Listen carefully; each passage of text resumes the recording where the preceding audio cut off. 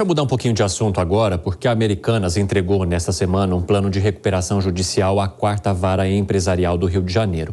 Essa etapa faz parte do processo iniciado em janeiro deste ano, quando a empresa admitiu ter 43 bilhões de reais em dívidas, com mais de 16 mil credores. O plano da varejista foi apresentado no limite do prazo estabelecido pela Justiça e inclui aporte de 10 bilhões de reais dos 3 acionistas principais, além de vendas de ativos, leilão reverso e conversão também de dívidas em ações.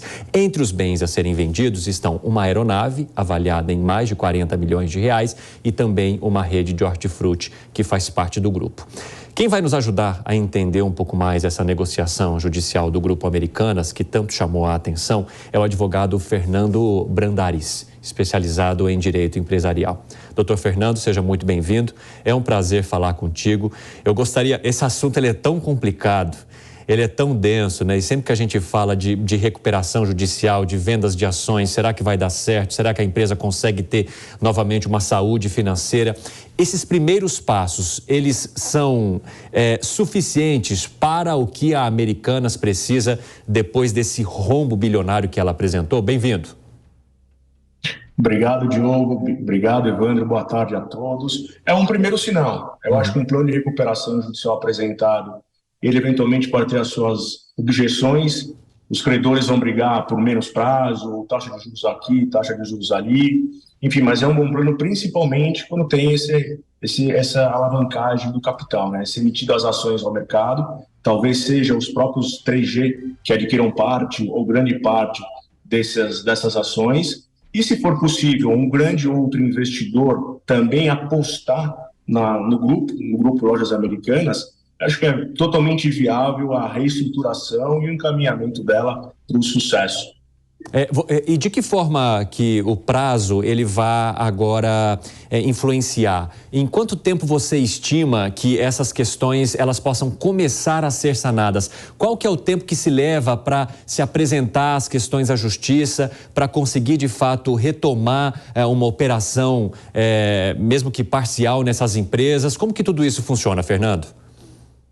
Veja, a estrutura da Lojas Americanas está funcionando, certo? Está comprando, está vendendo, ela não tem a falência decretada, não teve a falência decretada até o presente momento. Agora, com relação ao processo, abre-se o prazo agora para as objeções. Eventualmente, algum credor não concorda com o plano, vai alegar uma ilegalidade no plano, enfim, tem o prazo. E aí tem o prazo de 150 dias a contar do pedido de recuperação judicial para que seja realizada a Assembleia. Na Assembleia vai ser aprovado, alterado o plano, eventualmente pode ser alterado, ou negado o plano, não aprovado o plano. Se não for aprovado o plano, o administrador judicial está tocando a administração judicial, né, os dois administradores judiciais poderão colocar em votação 30 dias para que os credores, os principais credores, apresentem um novo plano de recuperação para Lojas Americanas. E ela na frente vai ser levado à aprovação ou não. Lembrando que o plano que foi apresentado para recuperando as Lojas Americanas, ele pode ser alterado, ou pode ser negado, ou pode ser aprovado com a consequente homologação do judiciário. Fernando, agora o fato das Lojas Americanas serem tão populares fez a repercussão ser gigantesca, né? Não só entre os credores, não só entre aqueles que de fato estão envolvidos em toda essa operação, mas numa visão da população em si, acabou se transformando num tema da opinião popular. E eu quero entender de você se essas questões também influenciam no tamanho da marca, no peso da marca e numa possível recuperação, numa volta da confiança de fato ao que as Americanas já representaram. As Americanas é uma empresa enorme, né? Todo mundo quer vender para as Americanas. Uhum. Mas tem em todo o bairro praticamente, pelo menos em São Paulo aqui, você tem uma Lojas Americanas. Então acho que a marca, claro que ela sofre um certo abalo, mas é perfeitamente possível ela voltar ao patamar de antes do tal escândalo. Porque até então a gente não sabe realmente o que aconteceu. Né? A gente tem algumas opiniões de comentaristas, enfim, mas a fundo realmente o que foi que aconteceu, a gente não sabe. A gente não sabe se foi uma má administração, se foi uma administração mais arrojada, se foi um erro de contabilidade, um erro tributário, enfim, até o presente momento a gente não sabe o que aconteceu. Agora, aprovando o plano, sendo esse plano apresentado agora, sem qualquer alteração, ou seja, um outro plano com eventual alteração para mais, um pouco para menos, eu acho que, sem dúvida nenhuma, a Lojas Americanas tem um potencial enorme, a marca é muito boa, de voltar ao sucesso que ela era antes desse tal escândalo. Fernando Brandariz, o Diogo Schelp, nosso comentarista, participa da entrevista agora também. Pode falar, Schelp. Boa tarde.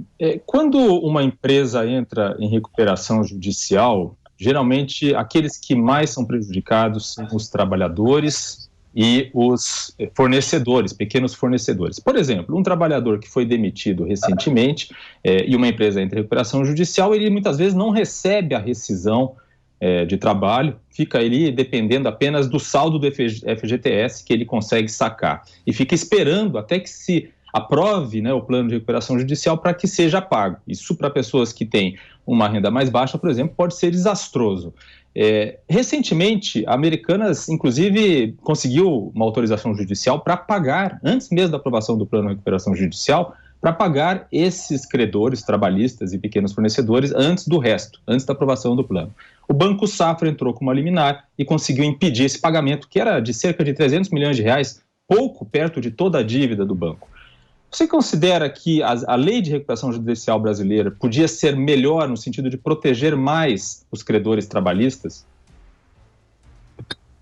Olha, Diogo, eventualmente pode pensar de uma alteração, mas tem que pensar o seguinte: nós temos dois momentos.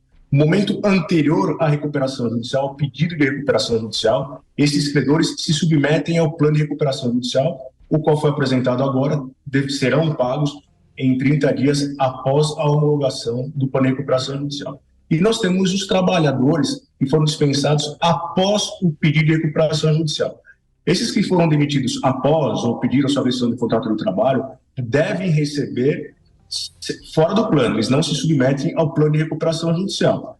Agora, eventualmente, pelo fluxo de caixa, se tem ou se não tem, com a reorganização das lojas americanas, eventualmente podem não ter caixa para pagar esses trabalhadores que foram ou saíram agora após pedir recuperação judicial. Mas lembrando o seguinte, Diogo, a lei de recuperação judicial determina o pagamento em até 1 ano para os credores trabalhistas, após a homologação, podendo ser prorrogado por mais 2 anos. Então, no pior dos cenários, esses credores trabalhistas têm um prazo máximo de 3 anos para receber. E, Fernando, só de se chegar a essa situação que a gente acompanha até o momento no caso das lojas americanas, em relação às questões trabalhistas, mas também com credores, isso pode render de alguma forma também algum tipo de crime ou irregularidade ou sobrar algum tipo de punição para aqueles que deixaram a situação chegar a esse patamar? Sim, é perfeitamente possível. Só que qual que é o limbo que a gente situa, né? O que é uma má administração de uma administração mais arrojada? Claro, se houver fraude no balanço, na informação contrária, informações falsas, sim, aí você tem uma responsabilidade. Se você não tiver essa caracterização de documento falso, de informação inverídica nos documentos oficiais, fica muito difícil você transferir uma eventual responsabilidade para os controladores ou para os administradores em gerais. Porque vai ficar muito subjetivo o que é uma má administração e o que é uma administração mais arrojada. Então, eu acho que nesse momento, a gente falar em eventual responsabilização, eu acho muito pouco provável. Nós temos o Ministério Público, os administradores judiciais, a CVM, os próprios credores, os comitês de credores, que estão analisando toda essa documentação. E só lá na frente a gente vai poder realmente ter uma concretização do que vai acontecer. De antemão, a gente não pode afirmar absolutamente nada. Lembrando que má administração não é crime. Schelp, quer colocar mais uma?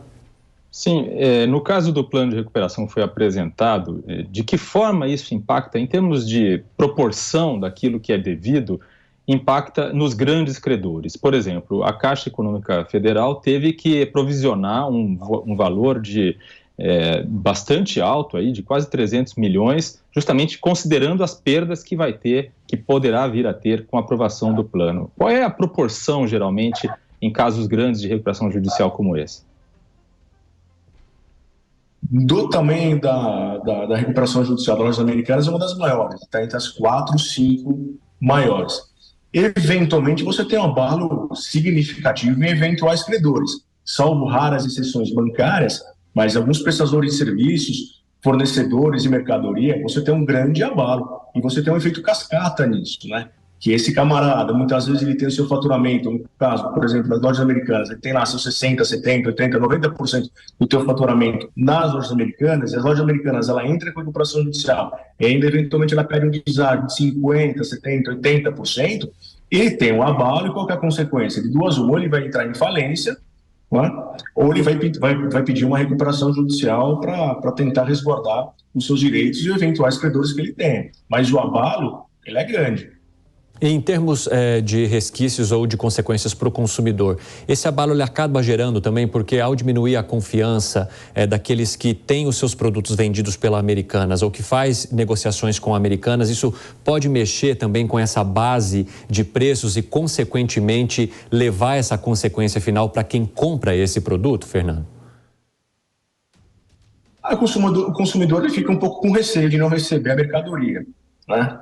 O que eu indico para o consumidor é ter cautela, no máximo ir na loja e tentar pegar o patrimônio na hora, a geladeira na hora, evitar que seja entregue daqui 20, 30, 40 dias, porque isso realmente traz um certo desconforto para o consumidor. Porque depois lá na frente vai ter que entrar com ação judicial, tudo bem que ele não vai entrar no plano de recuperação judicial, porque o plano de recuperação a mercadoria foi adquirida posteriormente à recuperação judicial. Mas, eventualmente, pode dar um pouco mais de trabalho para ele. Agora, eu acho que o plano de recuperação é interessante, é muito bacana, principalmente com esse ingresso de capital do 3G ou de alguns outros investidores. Eu acho que não vai ter mais problemas. De um problema pontual ou outro, sim. Mas, de uma regra geral, acho pouco provável. Fernando, só para a gente finalizar, nós mencionamos aqui que além dessa injeção de 10 bilhões de reais, tem a venda de uma aeronave avaliada em 40 milhões, tem a venda de uma rede de hortifruti que é bastante conhecida aqui na capital e em outras cidades, e também outras empresas como empresas de presentes que também pertenciam ao grupo. Existem questões muito burocráticas, eu digo trabalhistas, quando se há vendas de empresas que pertençam ao grupo em situações de recuperação judicial, porque a gente está falando da Americanas, que tem inúmeras lojas, mas essas outras redes também empregam muitas pessoas, também movimentam o mercado. Como é que funciona para haver esse descolamento sem que haja algum tipo de problema ou sem que os trabalhadores dessas redes sejam prejudicados? Existe um problema, não digo se é um problema, mas existe a tal da sucessão, né? Para eventualmente os compradores dessas marcas, dessas unidades produtivas individuais, né, que a gente chama de UPI. Eventualmente... Alô?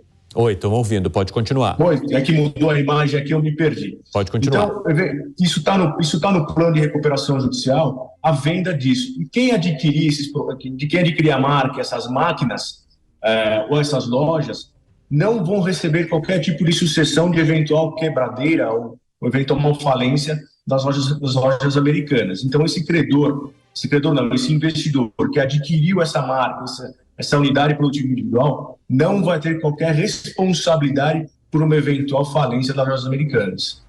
Excelente. Fernando Brandariz, que é especializado em direito empresarial, muito obrigado por sua participação conosco. Schelp, obrigado também aí por participar da entrevista. Daqui a pouco a gente vai conversar um pouco mais. Bom fim de semana para você, Fernando.